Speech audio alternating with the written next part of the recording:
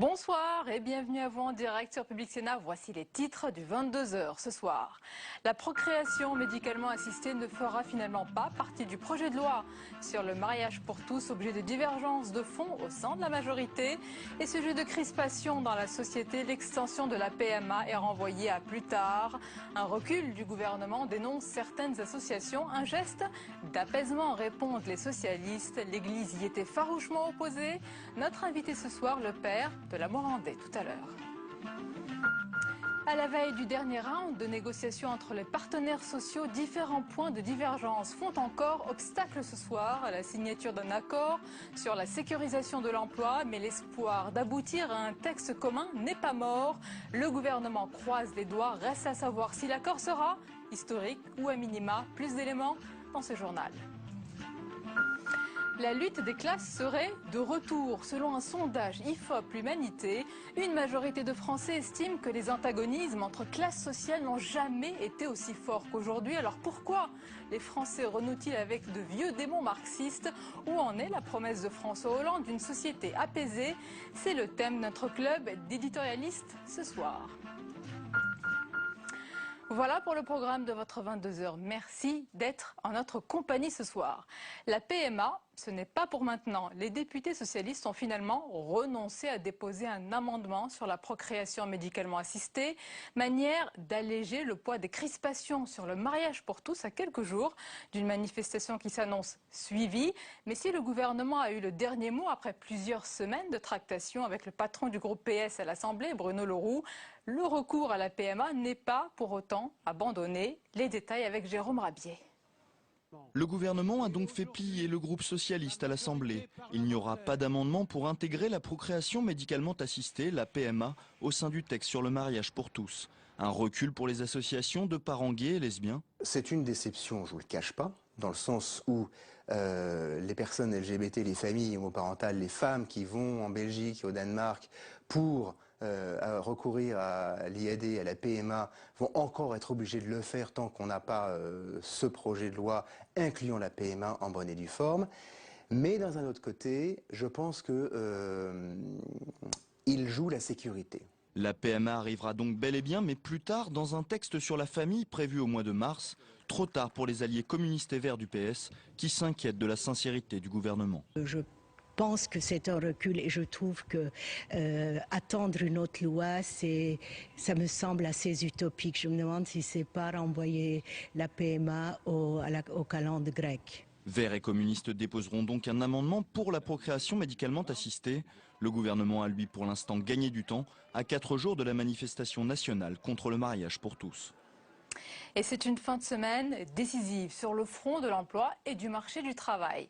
S'il y a un accord dès demain soir entre patronat et syndicats, le dialogue social l'aura emporté et François Hollande aura réussi un pari audacieux. Dans le cas contraire, ce serait un véritable échec pour les différentes parties qui se verraient alors imposer une loi. Mais en attendant, rien n'est sûr et l'ultime séance de négociation demain s'annonce très longue. Marie Brémaud.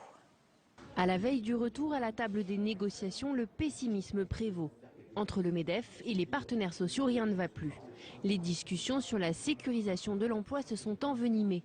La taxation des contrats courts cristallise les tensions. Les organisations syndicales unanimes sont bien décidées avec cette mesure à diminuer les contrats précaires. Du côté du patronat, il n'en est pas question.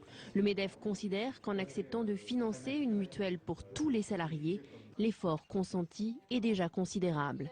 Face à l'impasse, le gouvernement hausse le ton et tente d'obliger les parties à trouver un accord. Le ministre des Relations avec le Parlement annonce une loi d'ici février si les négociations échouent. Mais ce serait alors un échec pour l'exécutif qui depuis des mois annonce le retour de la démocratie sociale. Voilà, et nous parlerons de ce sujet demain avec notre invité, ce sera Jean-François Roubaud, le président de la CGPME. Dans l'actualité, le décret sur les rythmes scolaires ne passe pas. Le Conseil supérieur de l'éducation, instance consultative, a rejeté hier le projet de décret du ministre Vincent Peillon qui doit rétablir la semaine de 4 jours et demi à la rentrée 2013. Et même si le gouvernement n'est pas tenu de suivre cette décision, eh bien, le coup est dur alors que des négociations sont en cours depuis 3 mois avec ces syndicats d'enseignants. Alors du côté des familles, la réforme du ministre va plutôt dans le bon sens. Regardez ce reportage de Nathalie Guilloire. Pour le moment à Meudon, le mercredi c'est la journée des centres de loisirs. Pour les enfants c'est le marathon des activités, qu'ils en profitent, bientôt ils auront école le mercredi matin. Pour la présidente de la FCPE Meudon, fédération représentant les parents d'élèves, cette réforme menée par le ministre Vincent Peillon est un confort non négligeable pour l'enfant. Moi je trouve que c'est une bonne réforme pour les enfants parce que ça leur permettra d'acquérir toutes les connaissances qu'ils doivent acquérir à l'école, vu que le programme est quand même très chargé et c'est compliqué pour eux d'acquérir tout dans de bonnes conditions. Sur 4 jours et demi, ça sera nettement plus serein, je pense. Mais du côté de la commune, c'est plus compliqué. À Meudon, une concertation a été mise en place pour trouver des solutions en commun, car la semaine des 4 jours et demi a une répercussion très large pour l'organisation des mairies. Bus, cantines, horaires, tout est remis en cause. La mise en place de cette réforme scolaire va bouleverser l'organisation des emplois du temps des agents dans les communes.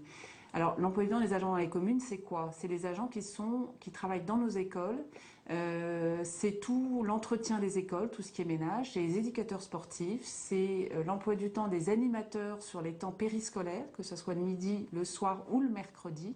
Trop difficile à réaliser en si peu de temps, alors même si la commune pouvait bénéficier de 50 € par enfant si elle appliquait cette réforme en septembre 2013, la ville de Meudon a choisi de modifier les rythmes scolaires des enfants qu'à partir de 2014. Jérôme Cahuzac face à l'enquête préliminaire du parquet sur le compte suisse que lui attribue le site Mediapart. Évidemment qu'il doit rester ministre, répètent ses collègues. À droite, le ton reste mesuré au sujet du ministre délégué du budget. On voit tout cela avec Julie Hulin.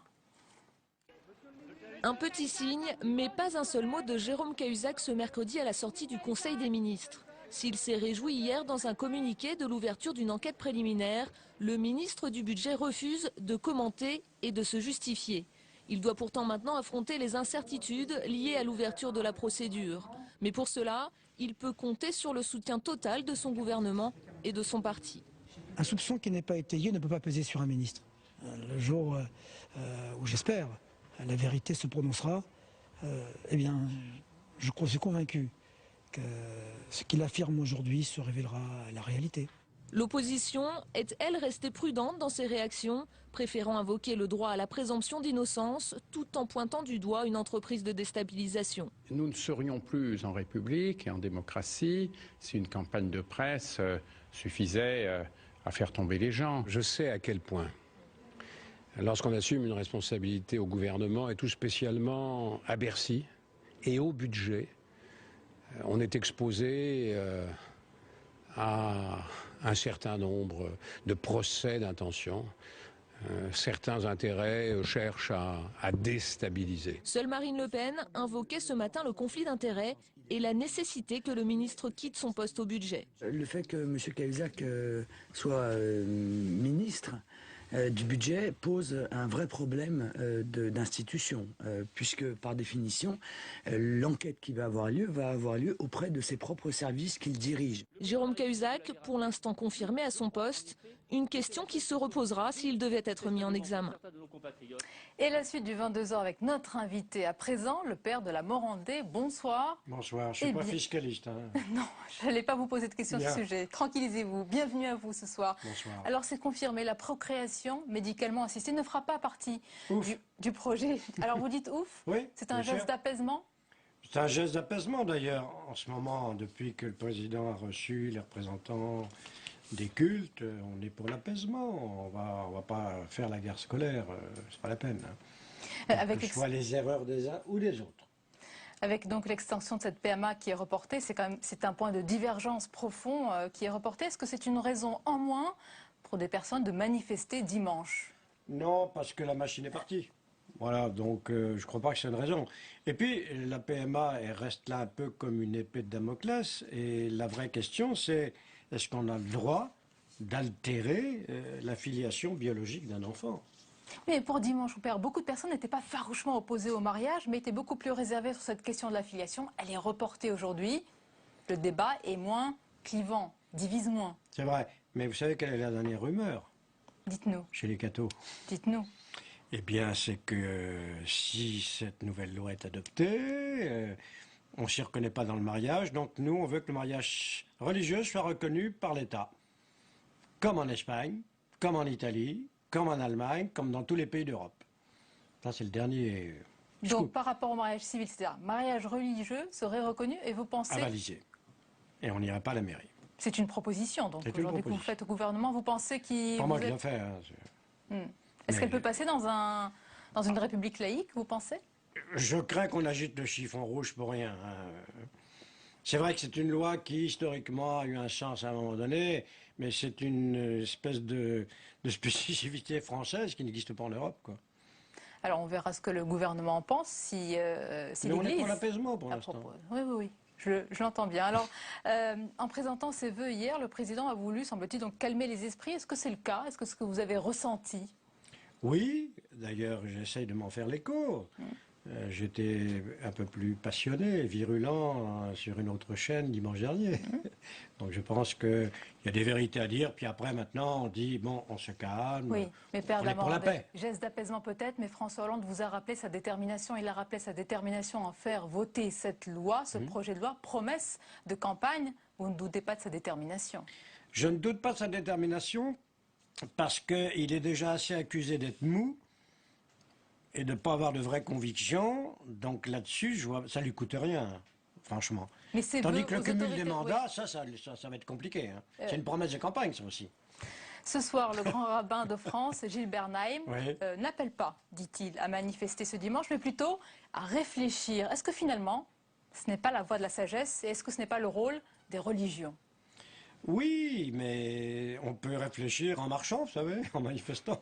Il n'y a pas d'incompatibilité. Certes, mais est-ce qu'il n'y a pas un risque dans ce cas-là de récupération politique? On va voir des évêques avec des responsables politiques. Est-ce qu'en France, on n'est pas en train de voir un catholicisme militant? Mais ça a toujours été. Ça n'a pas été une nouveauté. Quand il y a eu la grande manif pour l'enseignement privé, je m'en souviens très bien sous Mitterrand. Bon, voilà, mais Mitterrand était un sage qui a su... Qui a reculé. Qui a reculé. Oui, ouais. Mais vous ne doutez pas de la détermination de François Hollande? Non, parce qu'il a une réputation d'être trop mou, alors il faut qu'il s'affirme. Sur le catholicisme militant, des évêques à côté de responsables politiques de droite, du Front National, ce n'est pas choquant pour vous? J'espère qu'ils ne seront pas à côté du Front National. En principe, d'ailleurs, si j'ai bien entendu ce qui s'est dit, le Front National est derrière avec Civitas, les intégristes cathos, quoi. Père Lamandé, moi, j'irai pas. Hein. Pourquoi? Parce que je crois que j'en ai assez fait sur les plateaux de télé, j'ai pas besoin. Ou alors si j'y allais, j'irais avec... C'est la réponse officielle, la vraie réponse. Est-ce que c'est parce que, en vous-même, vous n'êtes pas convaincu que c'est une mauvaise réforme? Vous pensez que c'est l'évolution de la société? Ce qui me gêne profondément en amont, c'est quand il y a eu le Pax, qui était une mesure assez sage sous Jospin, je veux dire, il y a quand même beaucoup d'évêques qui sont opposés. Et moi, je crois à tort, parce que maintenant, ils disent « Ah, mais non, mais il suffit d'améliorer le Pax. » Alors quoi? Vous étiez contre, et maintenant? Donc il faut un peu de logique. Ça a toute proportion gardée, c'est un peu comme l'histoire de l'avortement, je suis contre, mais alors il faut accepter les... D'accord. Donc si je vous comprends bien, si on se retrouve dans quelques temps, dans quelques années, vous allez me dire mais c'était tout à fait normal cette réforme. Pourquoi est-ce que l'Église s'y était opposée d'ailleurs? Non, le vrai problème c'est l'adoption à la PMA. C'est ça. Ça reste un vrai problème pour vous? Oui. Et puis il y a une autre question qui est quand même assez difficile, c'est celle de... Ils veulent être comme les autres. Alors je trouve ça quand même extraordinaire, c'est cette prétendue égalité. Il n'y a pas d'égalité de nature. Dieu merci, vous êtes une jolie femme, moi je ne suis pas une jolie femme. Il n'y a pas d'égalité de nature. Il y a des hommes, des femmes, vous êtes faits pour avoir des enfants, moi je ne peux pas les porter, etc. C'est la loi naturelle, ça. Ils ne réclament pas l'égalité pour tous, on ne va pas jouer sur les mots, ils réclament l'égalité. Non mais ils veulent être comme les autres, mais les autres, ceux qui sont mariés, qui sont hétéros, ne disposent pas d'enfants. La vie, on la donne, on la reçoit, mais on n'en dispose pas à son gré. On ne va pas acheter la vie au supermarché. Comment expliquer que la très catholique Espagne, qui a autorisé le mariage homosexuel en 2005, et depuis il y a eu 22 000 unions célébrées? 2000. Il faut qu'on vérifie les chiffres. Oui. 2000 c'est ce qu'on vient de me dire, là, les journalistes qui étaient là avant d'entrer. 22 000 unions, je les ai vérifiées. On reverra les chiffres. Mais comment vous expliquez que le sujet ne fait plus débat, alors que l'Église a un poids qui est très important en Espagne? Écoutez, très important... Depuis, non, l'Église paye en Espagne sa collusion avec le franquisme. Faut quand même bien le reconnaître. Bon, donc elle n'a plus cette importance que l'on dit. La preuve, c'est que si elle avait aussi autant d'importance, elle aurait bloqué les choses de façon beaucoup plus efficace. Certes, mais il y a des millions d'Espagnols qui sont baptisés quand même, etc. Comment ça se fait que le sujet aujourd'hui du mariage attendez, pour moi tous je est tout crois à fait normal? qu'on peut être catho, pratiquant et homosexuel, et on peut baptiser un enfant adopté par deux homosexuels. Si on me demande de baptiser un enfant qui est adopté par deux homosexuels, je vois pas au nom de quoi je pourrais refuser. Ah bah oui. Depuis des semaines, Père de la Morandais, il y a eu des sujets de friction entre le gouvernement et l'Église. Avant le débat sur le mariage pour tous, il y a eu cette sortie du ministre Cécile Duflot sur les logements inoccupés de l'Église. Comment vous avez perçu cette période qui dure? Moi, je l'ai mal perçu parce que je me suis dit, voyons, enfin, c'est une ancienne catho. Elle devrait quand même être au courant que s'il y a quelque chose, un engagement où l'Église a toujours été présente, même avant l'abbé Pierre et depuis des siècles et des siècles, Saint-Vincent-le-Pot, tout ce qu'on veut, c'est bien ça. Moi, j'ai passé 10 ans, après avoir été aumônier du monde politique et à Sainte-Clotilde, j'ai passé 10 ans à la gare de Lyon. J'hébergeais 70 SDF tous les soirs. Bon, je dirais, d'ailleurs, c'était normal, ça me fait partie. Il y a quand même sur Paris 40 églises qui font ça tous les jours. Donc je me dis, mais qu'est-ce qu'elle a? Elle n'est pas renseignée, elle règle des comptes avec l'Église ou quoi? Il y a la tentation de l'anticléricalisme. Et la fameuse catophobie? Qu'en pensez-vous? Vous vous êtes senti agressé puisque vous l'avez dit. Moi, je me sens pas agressé. En réalité, je me sens pas agressé. Oui. Vous savez ce que je vais vous dire? Le pire, ce serait qu'on nous provoquions l'indifférence. Si on les énerve, tant mieux, l'indifférence. Est-ce que parfois vous provoquez aussi des maladresses? Est-ce qu'il y a eu des dérapages aussi? On ne va pas rappeler certains propos, mais est-ce que de votre côté aussi, il y a parfois Bien des sûr. fautes? Oui. Nous sommes pécheurs aussi. Bien sûr, nous dérapons. Des deux côtés, ça dérape. C'est humain, très humain et trop humain, ça c'est vrai. Père de la Morandais, dans un questionnaire que Le Point avait adressé il y a quelque temps à François Hollande, on va le voir, voici ce qu'il avait répondu à la question « Et Dieu dans tout ça ?» Il a dit « Pas de réponse ». Et puis après, il a précisé qu'il a acquis la conviction au fil du temps que Dieu n'existait pas. Est-ce que selon vous, un président doit garder privé ses convictions religieuses? Est-ce que la foi, l'athéisme, dans ce cas, ne doivent pas évidemment peser sur les décisions? Écoutez, ça ne m'étonne pas qu'il ait dit qu'il ait la conviction, mais alors il a des contradictions, parce que moi j'ai baptisé sa dernière fille. Et il m'a engueulé parce qu'il n'était pas invité. Et je lui ai répondu, mais c'est pas moi qui invite, c'est Ségolène. Donc c'est pas si clair. C'est pas clair. Cette semaine dans l'Express, il dit que dans sa jeunesse, il a servi la messe, chanté la chorale, il fut jusqu'à la communion solennelle un jeune catholique pratiquant. Mais ça, c'était avant. Oui. Qu'est-ce qui s'est passé depuis? Et puis il avait un père d'extrême droite. Mais qu'est-ce qui s'est passé depuis sur ce sujet? Écoutez, je ne l'ai pas reçu en confession, hélas. J'aimerais bien savoir. C'est peut-être à venir. Non, c'est une bonne question. Mélenchon m'a bien dit une fois qu'il avait été enfant de cœur, quoi. Bon, et je sais pourquoi, mais j'ai pas à le dire. Il y a eu une rupture, etc. Bon, l'histoire familiale, voilà. Mais il y a des secrets, c'est vrai. Moi, je souhaite à François Hollande qu'il croit aux forces de l'esprit, comme un certain François Mitterrand. Merci en tous les cas d'avoir été notre invité. Merci, Père de la Morandais. Je vais rappeler aussi votre livre, le voici, Alain de la Morandais, à la rencontre de Jésus-Christ. Merci d'avoir été avec nous. La suite du 22 ans, on va continuer à évoquer ce sujet du mariage pour tous et cette fois-ci ses conséquences politiques avec notre club d'éditorialistes. Autre sujet ce soir, cette une et ce sondage IFOP, l'humanité, oui, vous allez le voir, la lutte des classes est de retour pour une majorité de Français. La crise accroît les inégalités et attise les antagonismes. Plus que jamais, chacun se sent renvoyé à sa classe. Les vieux démons marxistes ne sont pas loin. Tout ça, c'est juste après le tour de l'info préparé ce soir par Cécile Sixou.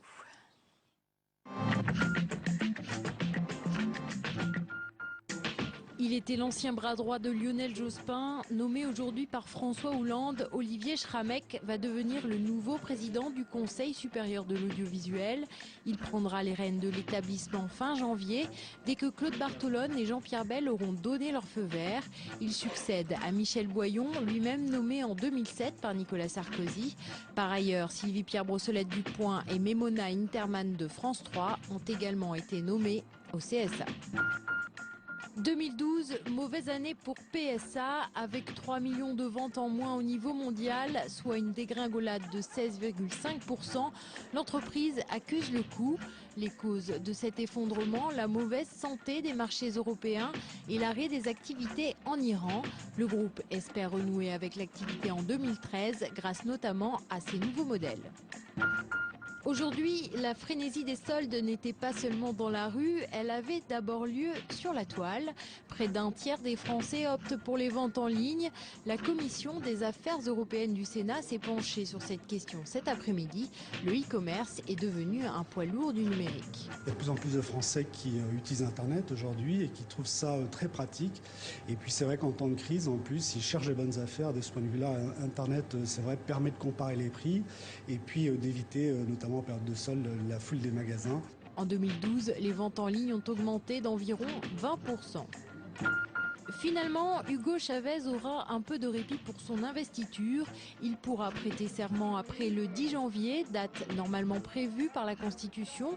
Autre changement, il le fera devant le tribunal suprême de justice et non l'Assemblée nationale. Toujours en convalescence à Cuba de sa 4e opération d'un cancer, Hugo Chavez n'était pas en mesure de participer à la cérémonie. Depuis plusieurs jours, ce report a suscité de vifs débats dans le pays sur la continuité du pouvoir. Pour Toureau du Canard enchaîné, si le débat sur le mariage homosexuel se fait à l'école, il y a certaines questions auxquelles les enfants auront du mal à répondre.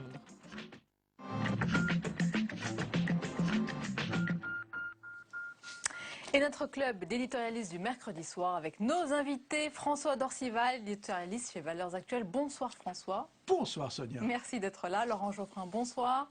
Directeur du Nouvel Observateur. Et avec nous également notre chroniqueur Jean-Louis Combeau. Bonsoir Jean-Louis. Bonsoir Sonia. Et celui qui illumine le mercredi avec ses dessins pleins de dérision, d'esprit, mais jamais sans méchanceté. Enfin, je crois, je m'avance pas trop ce soir. On va voir, c'est au gré des... Voilà, on peut être méchant, mais voilà. Mais alors, bonne année à tous, hein, que 2013 vous porte bonheur. Elle est bien, hein, celle-là. Dites-le, si Dorcival dit une bêtise, vous... Voilà, il n'y a pas de souci. Hervé Baudry. C'est déjà chaud, là. C'était déjà...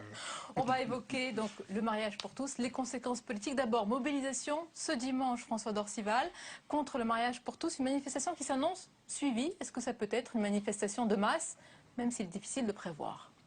Oui, d'abord, qui aurait prévu ou attendu il y a 3 mois qu'une manifestation de cette ampleur serait organisée, quel que soit le nombre? Ça, je dois dire qu'on le doit quand même à la gauche qui a beaucoup aidé à la mobilisation. Ah oui, beaucoup, car depuis 3 mois, elle aura à peu près tout fait pour que toute la droite, tous les parents catholiques, tous les jeunes catholiques, etc., soient dans la rue. Ça, ils auront vraiment beaucoup travaillé pour cette manifestation. Alors, qui sera dans la rue, Laurent Geoffrin? Est-ce qu'on pourra dire, en fonction des chiffres, que c'est le réveil, entre guillemets, du peuple de droite, comme il y a un peuple de gauche? Bien sûr, oui, parce que cette manifestation se présente comme apolitique et comme non confessionnelle. C'est faux sur les 2 points. Un, les seuls partis qui soutiennent, c'est l'UMP, un peu le Front National. Il hésite un peu, enfin il soutient. Et s'agissant de la laïcité de l'affaire, évidemment, ça n'a rien à voir. C'est l'Église catholique qui mobilise massivement. Donc, alors il y aura d'autres gens, hein, c'est pas les seuls. Mais enfin, ce sont eux qui organisent, qui donnent les mots d'ordre, qui donnent le substrat intellectuel, idéologique. Et donc, effectivement, il y a une mobilisation catholique d'abord, et je pense...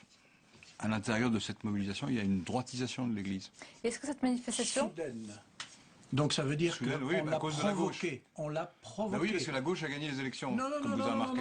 Oui. Et elle avait dans son programme le mariage homosexuel. Un certain nombre de prélats n'étaient pas gênés du tout par l'élection de François Hollande. Ce qui est nouveau, c'est depuis le 15 août, toutes les déclarations d'un certain nombre de députés, puis de ministres, naturellement Cécile Duflot, mais aussi Vincent Payon, etc., n'ont fait que dresser. Je vois pas de quoi vous parlez. Mais vous voulez que je vous explique plus en détail? Dès lors que le programme de Hollande prévoit le mariage homosexuel, l'Église est contre. Voilà. Elle est contre. On le sait. Elle a le droit d'ailleurs, je sais pas. Mais bien sûr qu'elle a le droit. Mais en plus, je trouve qu'on a crispé ce débat là où il pouvait être un débat normal. Écoutez, rappelez-vous... Mais soit on le fait, on le fait pas. Si on le fait pas... Mais non, ce n'est pas si simple que ça. Si c'était si simple que ça, vous n'auriez pas cette mobilisation. Lorsque les représentants des différentes églises, le culte musulman, le grand rabbin de France, le président de la Fédération protestante et le monseigneur cardinal André 23 ont été reçus par les députés, vous avez vu dans quelles conditions ça s'est déroulé. C'est très mal passé. On dirait qu'on était revenu à 1905. Le fond de l'affaire, il y a peut-être eu du maladresse, c'est possible. Le fond de l'affaire, c'est que le public religieux, en général, les catholiques en particulier, est hostile à cette mesure. Voilà. Ils sont hostiles et ils vont manifester. Je pense qu'il y aura du monde, beaucoup de monde, mais je pense que ça ne servira à rien. La loi sera votée, mais ça laissera des traces. C'est-à-dire que... Donc ça servira à quelque chose. Alors ça servira à quelque chose, mais pas dans le processus législatif qui fait qu'on sait que la loi sera votée. Est-ce que la bataille s'arrêtera là, une fois que les parlementaires auront voté la loi? Je ne le pense pas. C'était ma question. Est-ce que cette manifestation peut constituer un tournant politique? Il y aura des traces, c'est-à-dire entre certainement le monde catholique et le pouvoir actuel qui demeurera indépendamment. Et je pense que la droite rebondira sur cette affaire. Il y aura certainement un appel au Conseil constitutionnel pour savoir si le mariage pour tous, qu'on appelle mariage pour tous, mais en fait qui est le mariage des homosexuels entre eux, est conforme à la Constitution. Et donc, il y aura des rebondissements qui suivront. Avant de voir les traces, ce dimanche, elle nous rappelle forcément les manifestations, François Dorsuel, dites de l'école libre. On se souvient, oui, pour l'école libre, que François Mitterrand avait reculé. Oui. Vous l'excluez pour François Hollande? Alors, ce qui est très intéressant, c'est la chronologie, si je puis dire, de 1984. L'élection a lieu le 24 juin. François Mitterrand réagit le 12 juillet, 3 semaines plus tard. Et en disant quoi? En disant « Je suis le garant de l'unité des Français ». Et parce que je suis le garant de l'unité des Français, eh bien, je propose de soumettre à référendum, mais on n'avait pas tout à fait compris, non pas la question de l'école, mais l'idée d'avoir des référendums capables de traiter des libertés publiques. C'était ça qu'il avait dit. Et naturellement, la droite a pris ça pour ce que c'était d'une certaine façon, qu'elle avait appelé une enfarinade, et donc elle s'est opposée à cette idée de référendum. À l'Élysée, on indique qu'on ne fait pas une loi en fonction du nombre de manifestants. J'espère, oui, on fait en fonction du nombre d'électeurs et de députés, c'est ça la règle. Donc, puisque ce projet était une promesse de campagne, et puisque François Hollande a été élu, vous, oui, je ne vois pas pourquoi ça se ferait pas. Je voudrais préciser une chose. Effectivement, il y aura certainement beaucoup de monde. Il y a une chose qui est inexacte. Autant chaque position est légitime, on a le droit d'exprimer son opposition. Mais les gens qui sont très opposés, notamment les associations qui se sont propulsées pour organiser ça, font croire ou essayent de faire croire que le mariage, entre guillemets, homosexuel, modifiait substantiellement le mariage en général. Donc le mariage hétérosexuel, pour faire court. La filiation. Attendez, le mariage hétérosexuel. Ça, c'est complètement faux. Parce que le texte du projet de loi, si vous le lisez, prévoit que ce sont exactement les mêmes obligations des époux entre eux et des couples à l'égard des enfants. La seule modification, elle est importante, c'est la première fois qu'on fait ça depuis toujours, mais la seule modification concerne les homosexuels qui auront le droit de se marier alors qu'ils n'ont pas le droit et d'adopter alors qu'ils n'ont pas le droit aujourd'hui. Mais les mariages hétérosexuels, qui seront l'immense majorité, puisque les homosexuels sont une minorité, et à l'intérieur de cette minorité, il y en a assez peu qui vont se marier. Donc l'immense majorité des mariages qui auront lieu après le vote de cette loi seront célébrés de la manière exactement identique à ce qui est aujourd'hui. Ce sera la même chose. Alors, ce qui a soulevé... Et je vous défie de me montrer le contraire. Ce qui a soulevé la première polémique, c'est de savoir comment on appellera, dans le mariage homosexuel ou hétérosexuel, les parents. On les appellera les parents. Parce qu'on désignera par là le père et la mère. Mais c'est ça. Dans le cas des hétérosexuels, et le père et le père, ou la mère et la mère dans le cas des homosexuels. Alors si c'est la mère et la mère, le père et le père... mais vous avez lu le projet de loi, j'imagine. Oui, bien sûr, bien sûr. On dit les parents, de même que dans le texte actuel du Code civil actuel. Actuel. Et pour détendre l'atmosphère, parce que le sujet n'est pas Je suis sûr évident. que tout le monde ne sera pas dans la rue. Ils vont monter de province. Les robes de mariée sont en Oui, ils solde. sont déjà.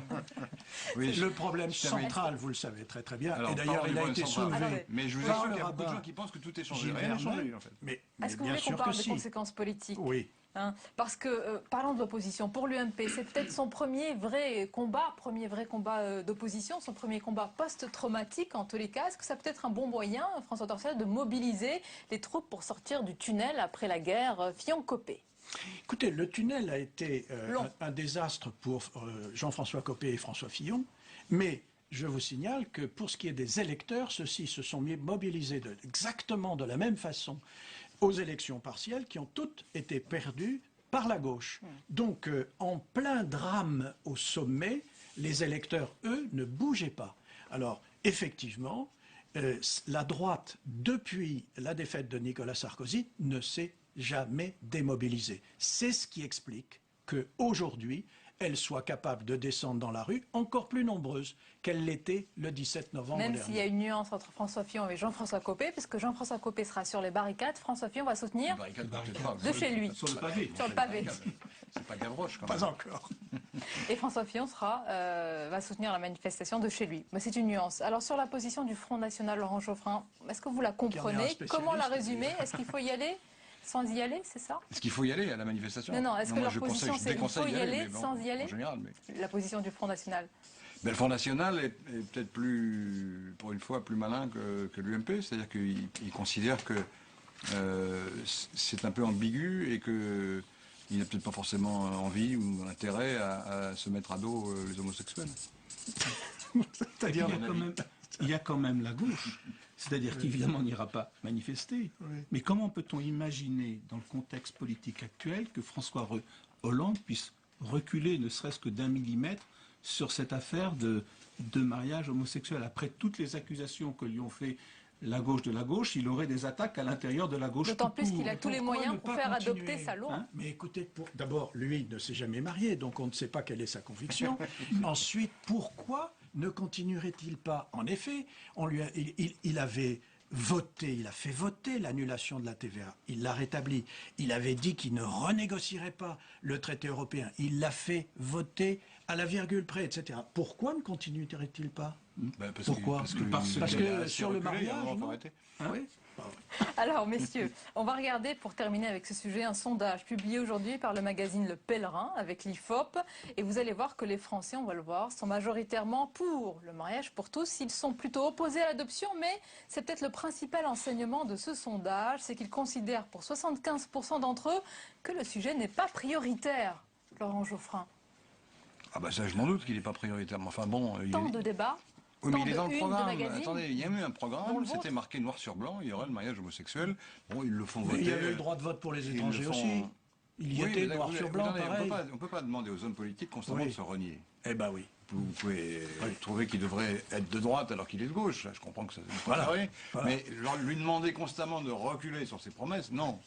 Pas possible. Que les Français ne sont pas logiques avec eux-mêmes. Parce que si vous admettez le mariage homosexuels. Au nom de quoi? Au nom de l'égalité des droits. Vous ne pouvez pas leur refuser l'adoption. Donc les deux, à mon sens, sont liés. C'est-à-dire qu'une fois qu'on est un couple marié, on a le droit d'adopter. Donc, en fin de compte, c'est curieux. Comment peut-on être pour le mariage homosexuel? Mais je crois que dans certains pays étrangers, les deux ont été dissociés. En tous les cas, le débat... c'est illogique. Non, mais il faut ajouter une chose, c'est que les 75%, sont favorables à ce que le mariage soit soumis à référendum. Donc ce projet de loi, ils sont favorables à ce que ce soit soumis à référendum. Donc on peut quand même faire dire aux Français beaucoup de choses. Le débat divise en tous les cas. François Hollande avait promis une société, je cite, apaisée après 5 ans de Sarkozy. Est-ce que la promesse est tenue ou en passe de l'être? Non, pour vous, Laurent Geoffrin, pour vous? Sous prétexte d'apaiser la société, il faut qu'il renonce à tout ce qu'il a promis. C'est bizarre comme idée. Quand même. Ça, c'est l'organisation même de la division. C'est le mariage pour faire un grand divorce politique. Il y a eu une élection nationale et qui a été ensuite confirmée par une élection législative. Oui. Et il avait donc, je sais plus combien, 60 Non, mais il a propositions, tous les pouvoirs. Il a tous les pouvoirs. C'est pas une de question changer de un pouvoir, homme c'est que en ça a femme. été approuvé Messieurs, globalement, mais par principe, les par divisions, les électeurs. les donc, antagonismes, les Français apparemment les perçoivent. On va regarder cette une de l'Humanité. C'est un sondage exclusif, l'Humanité IFOP. Et vous allez voir que les Français pensent, estiment pour 64% que la lutte des classes, oui, la lutte des classes est une réalité aujourd'hui en France. Est-ce que vous sentez ce parfum de lutte des classes, François d'Orcival? Alors, d'abord, nous sommes un peuple qui adorons tout de même le débat politique, qui adorons de temps en temps aussi des périodes d'intenses débats et même de violence. Et donc la lutte des classes n'est pas un phénomène nouveau. En revanche, ce qui est nouveau depuis un an, c'est l'intensité avec laquelle la gauche instrumentalise les riches. Voilà. C'est-à-dire les patrons, les entrepreneurs, donc, etc. Selon à la vous, fois, on ce leur sont les demande... actes ou les mots du gouvernement qui ont attisé tout cela?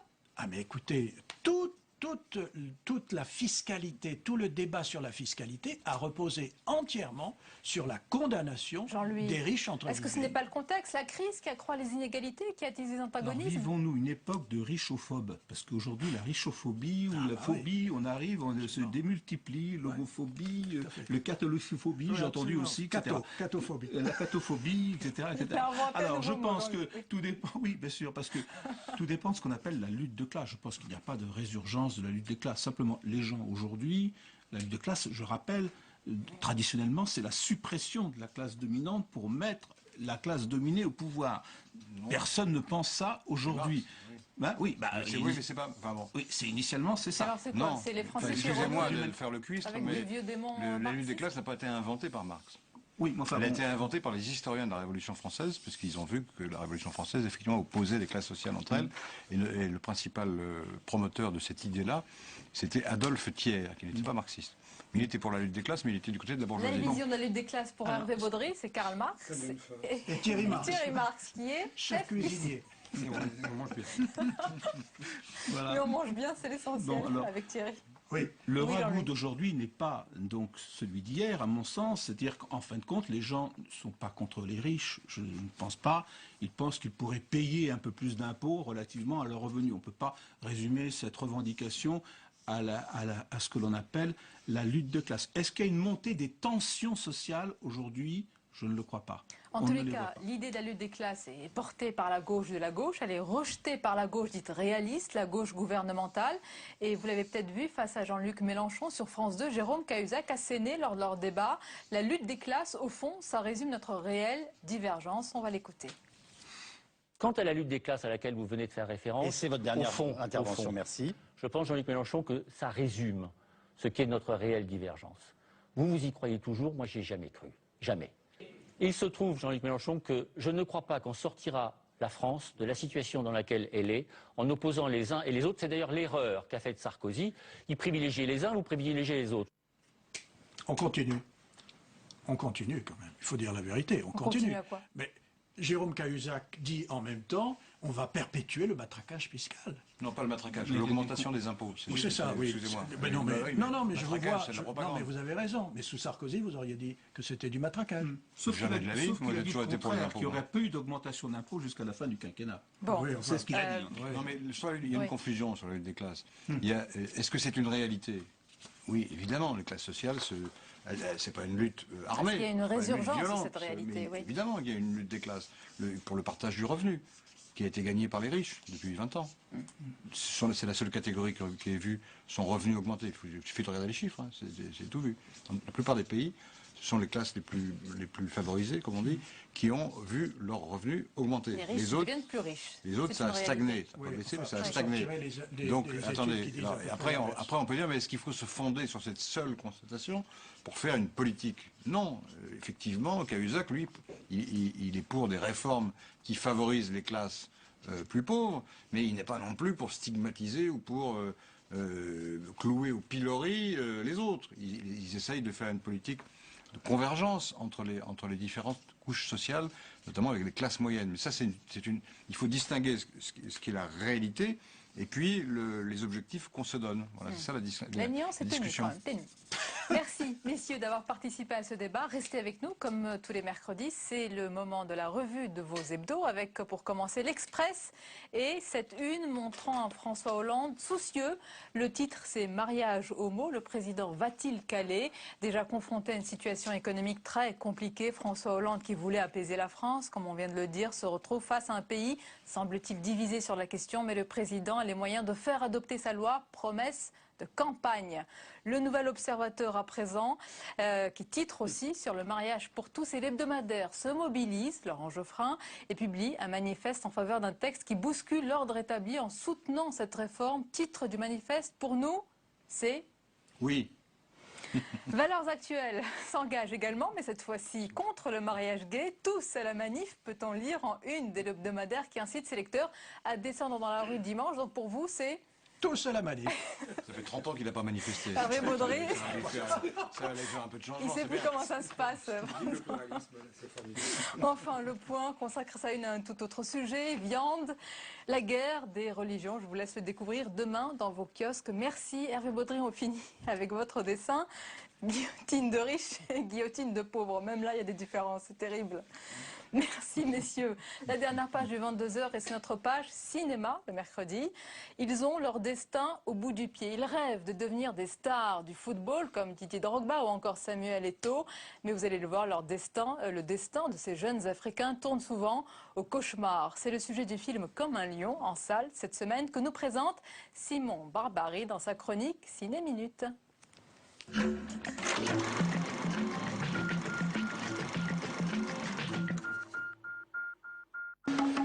C'est eux les 5 qui arrivent de Dakar, là? Les passeports sont bons? Ouais. Vous venez en France pourquoi? On est là pour faire des tests de foot. Bon, tout doux. Mitri Diop. C'est un nom de champion, ça? Ouais. Je sais pas ce qu'il faut là, il devrait être là. Je vais aller voir à l'intérieur. Oh! Comment t'es rentré? Je suis là pour faire les essais. Il n'y a pas d'essais ici. Ils sont des centaines chaque année à quitter l'Afrique pour rejoindre l'Europe et ainsi espérer réaliser leur rêve, devenir footballeur professionnel. Comme un lion, le second long métrage de Samuel Collardet dévoile l'envers du décor du football d'aujourd'hui. Sans papier, souvent mineurs et escroqués par des agents véreux, ces jeunes sportifs sont laissés à l'abandon une fois arrivés en Europe. Putain, j'aurais pas eu un pote à la S Paris. J'étais en garde à vue. En garde à vue carrément. Et tes mots, ils seraient déjà dans l'avion. Tu leur as pris du pognon au port... Hein? Mais t'as pris du pognon, tu crois que je ne sais pas? Inspiré d'une histoire vraie et à mi-chemin entre documentaire et fiction, Comme un lion rend compte tout en sobriété de ce trafic de footballeurs. Un film à voir et à méditer, que l'on soit fan de foot ou non, car parmi toute cette chair à ballon, seulement un exilé africain sur 1000 parvient à quitter la clandestinité pour faire carrière.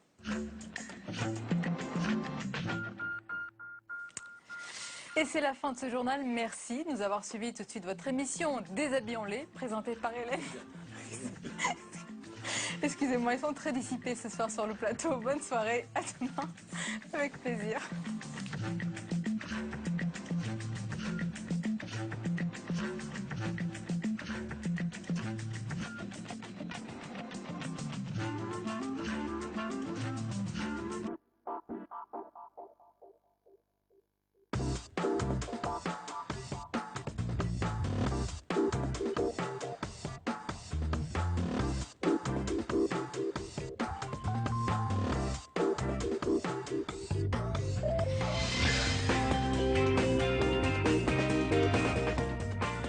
C'est vrai que je ne m'exhibe pas.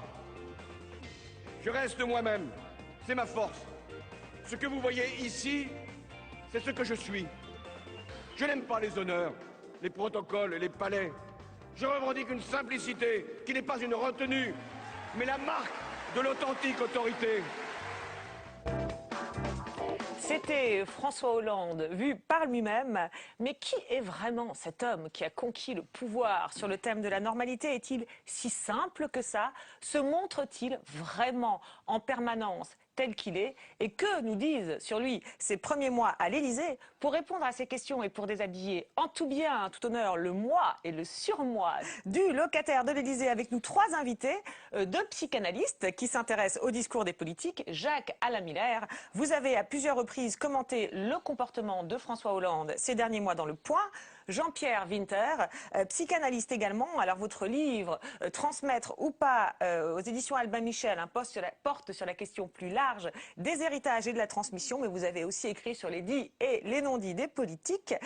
Thomas Legrand, journaliste et chroniqueur à France Inter. Alors vous avez suivi l'évolution, le parcours politique de François Hollande et vous nous donnerez votre point de vue sur ses récents comportements.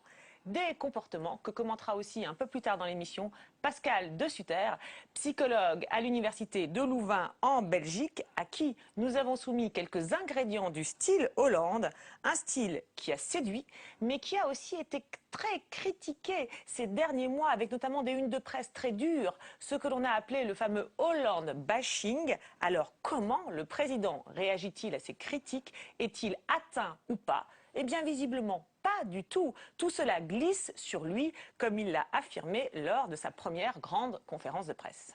J'ai une conception de la liberté de la presse qui fait que je ne suis touché par rien et que je la respecte. Qu'il y ait des excès, je pense que mon prédécesseur en a connu. Qu'il y ait des modes, elles peuvent exister. Qu'il y ait des humeurs, qu'il y ait peut-être aussi des justifications. Et alors? Il y a surtout la volonté d'être jugé sur une cohérence, une constance, une confiance et donc des résultats.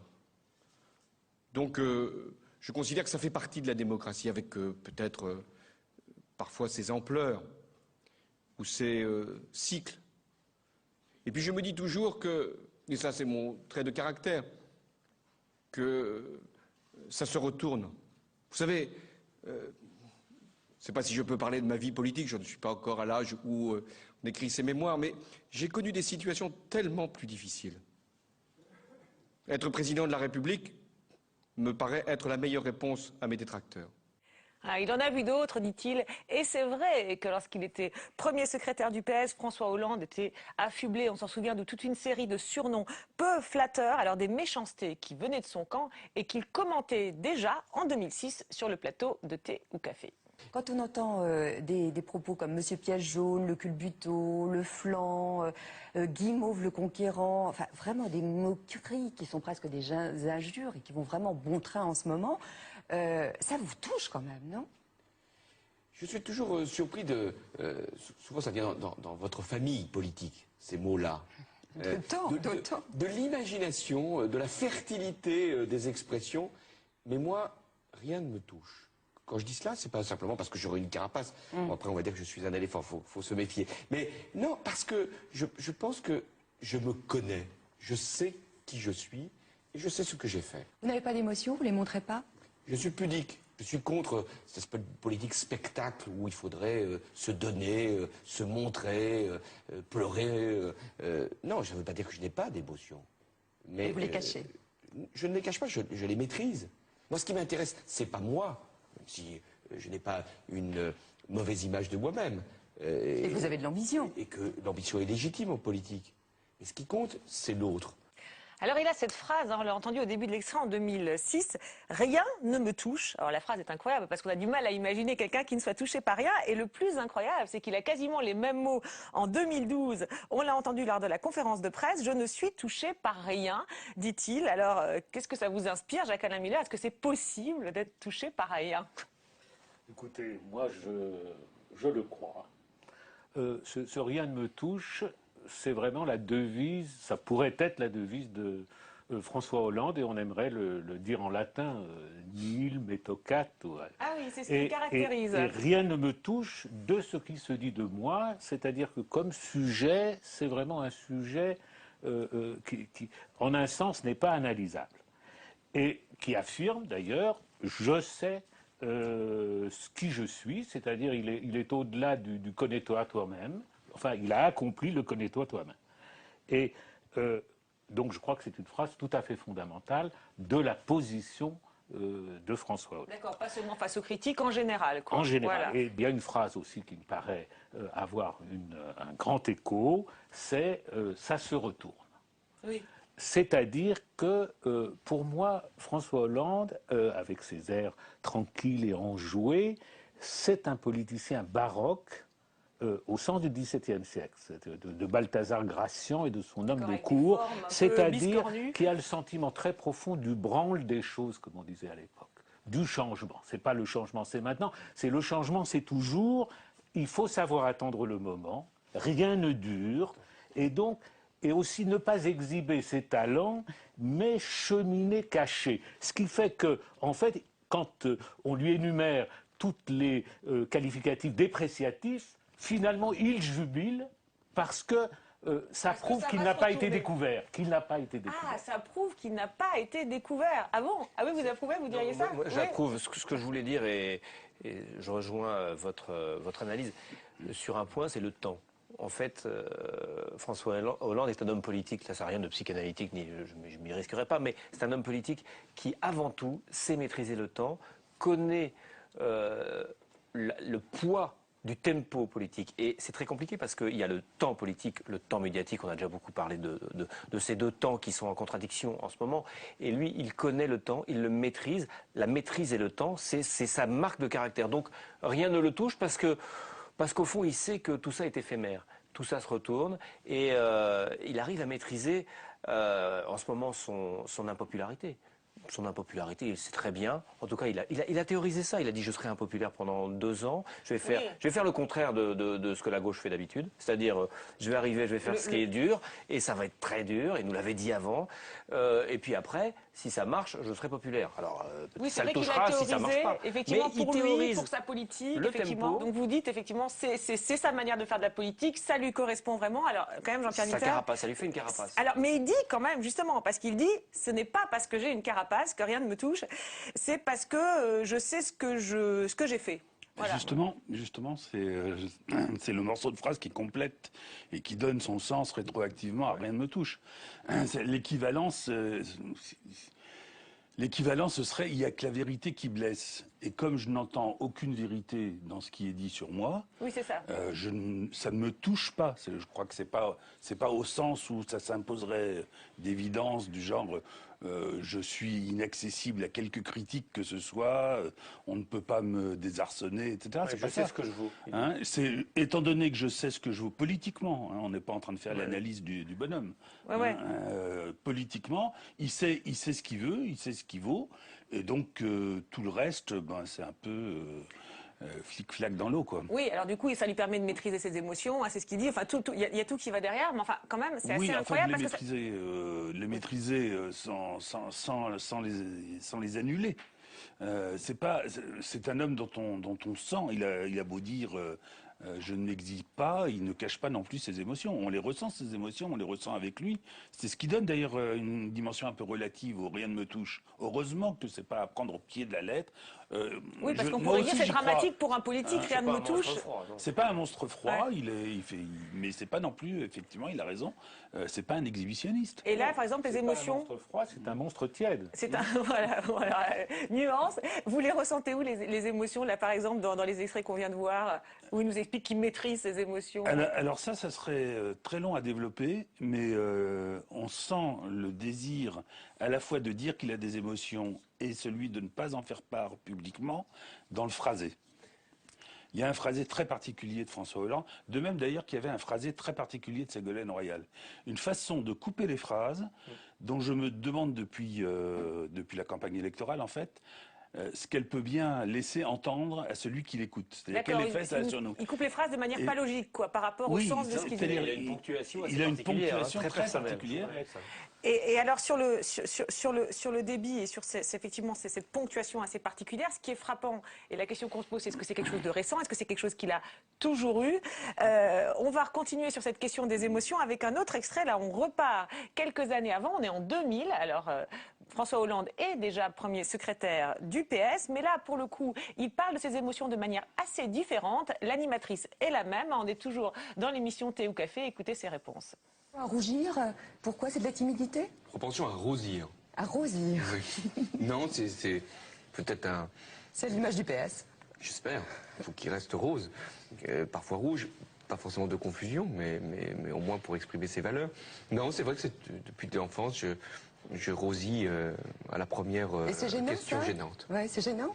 Enfin, justement, c'est un peu délicat pour vous. Non, il faut vivre avec cette rougeur-là et cette émotion-là. Je trouve que c'est bien d'avoir encore des émotions, de ne pas être comme ça une mécanique, d'être ému par ce qui doit émouvoir. Qu'est-ce qui vous émeut? Il y a des manifestations qui ont l'air ridicules, comme ça quand on en parle, de départ, d'amis, de décoration, de camarades, de retour sur la vie. Sur le passé. Oui. La nostalgie. Oui.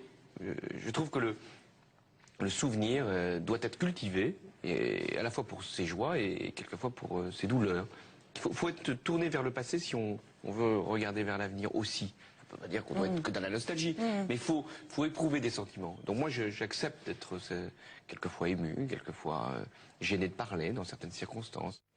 Alors, on va revenir sur le fond de ce qu'il dit, parce que là, on a eu l'impression, en préparant l'émission, qu'il ne parlait pas du tout de la même manière de ses émotions que dans les deux extraits qu'on a vus précédemment, où il est davantage soumis à des critiques.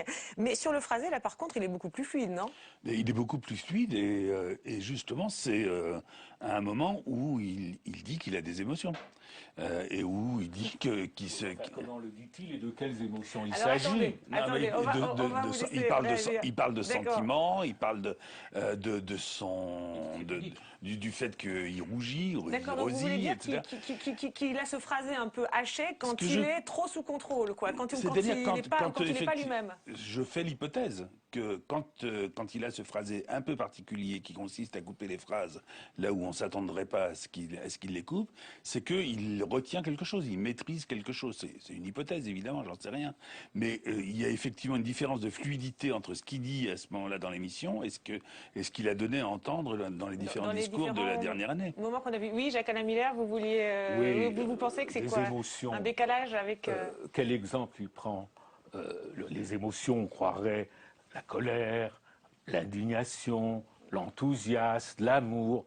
Il dit toujours, et ça on retrouve là le principe, c'est bien d'être ému par ce qui doit émouvoir. Oui, donc c'est vraiment, c'est les petites émotions du genre la petite gorgée de bière, c'est la petite peine, et en fait on a quelqu'un qui est tout à fait maîtrisé, et le phénomène dit psychosomatique de la rougeur, c'est le prix minimum payé pour cette maîtrise. Ah, d'accord, mais au moins il concède à l'époque ses émotions. C'est vrai qu'il y a un décalage avec aujourd'hui. C'est vrai, mais moi ce qui me frappe, c'est encore une fois, quand il parle de ses émotions, ou quand il parle de quoi que ce soit, d'abord c'est toujours politique, l'émotion, un copain qui se fait décorer, enfin bon. Et voilà.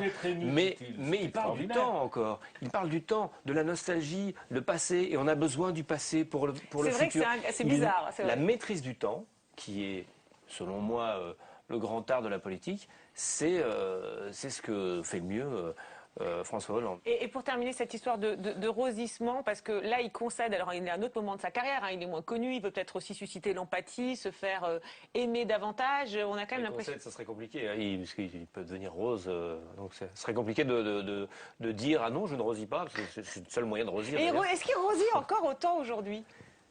Je sais pas. C'est vrai que c'était quelque chose qu'on disait beaucoup à l'époque, fraises des bois, etc., le côté rosissant, mais aujourd'hui, il a... non ? Je sais pas. Il n'a pas été en situation, en tout cas devant moi, de même pendant les questions gênantes de la conférence de presse, il n'a pas rosé. Non, ça c'est pas le genre de truc qui l'impressionne. C'est pas ça qui l'impressionne. En tout cas, c'est vrai que ce côté rosissant, un peu timide, qu'il concède là justement dans cette émission, même si, comme vous le dites, c'est flagrant, contraste avec son image joviale, décontractée, à l'aise, qu'on a de lui aussi. Et alors la question, c'est est-il toujours si à l'aise que ça? Et son amour revendiqué des bains de foule ne cache-t-il pas parfois justement un certain malaise? Telle est en tout cas l'analyse de Pascal De Sutter, psychologue à l'université de Louvain en Belgique, à qui nous avons soumis quelques images récentes. Je vous propose de les regarder, d'écouter son commentaire et puis on revient en plateau. Sincèrement, je trouve ça très agréable parce que justement... C'est beau. Oh non. Est-ce que tu l'avais dit ou tu l'avais su? Non. Voilà. J'espère que ça a été enregistré parce que ça a un peu touché à servir. Mais tu es beau aussi. Au moins ça vient du cœur. C'est gentil. Et voilà, c'est ça les petits. Ouais, c'est Justement, c'est spontané. Lequel c'est mon fils? Allez Dylan. Allez. Ah bah alors là, si on commence, je pense que vous allez avoir le défilé de bisous. En face, s'il vous plaît. J'en profite alors. Dylan, Voilà. Oh, quelle chance. Quelle chance, quelle chance. J'ai de la chance, on va faire. J'ai plein de bisous, moi. Je suis le président des bisous. Ce qui est intéressant, c'est le contraste entre les nombreux témoignages, effectivement, de gens qui approchent François Hollande et qui disent que c'est quelqu'un de chaleureux dans son expression verbale, dans les mots gentils qu'il dit. Pourtant, comme on le voit dans cet extrait, finalement, il y a beaucoup moins de chaleur, beaucoup moins de contact dans son comportement non verbal. C'est-à-dire que dans ces gestuels, on voit qu'avec les enfants, ils gardent quand même une certaine distance, même une grande distance, qui est un petit peu étonnante. On peut imaginer que les enfants les accueillent, les prennent dans ses bras, pourquoi pas, ils les serrent un petit peu, eh bien, ils gardent toujours ce recul. Alors, c'est pas juste dans cette situation-là, c'est dans plein d'autres situations. Il semblerait que, un petit peu sa manière de fonctionner depuis longtemps, c'est une forme d'évitement. Alors il y a une situation d'ailleurs, parce qu'on a cherché des situations un peu spontanées, des moments non préparés, on en a retrouvé un, il n'y en a pas beaucoup. Hein. Le 14 juillet, quand un parachutiste s'était blessé, François Hollande improvise, va le voir. Qui est tombé, je suis passé dans la dépression de mon camarade, il y a beaucoup de turbulences, ça arrivait droit, donc j'ai dû faire une grosse entorse du...